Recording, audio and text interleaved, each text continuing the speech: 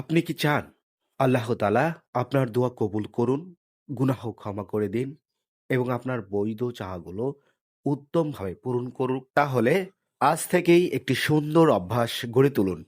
বেশি, বেশি দুরূদ শরীফ ও ইস্তেগফার পড়ুন। রাসূল সাল্লাল্লাহু আলাইহি ওয়াসাল্লামের উপর দুরূদ পাঠ করা এবং আল্লাহর কাছে আন্তরিকভাবে ইস্তেগফার করা একজন মুমিনের জন্য অত্যন্ত ফজিলতপূর্ণ আমল।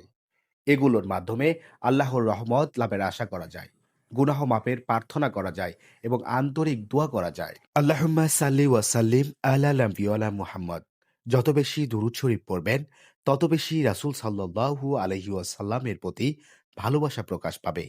হাদিসে দুরূদের অনেক ফজিলতের কথা এসেছে। দ্বিতীয় আমল ইস্তেগফার।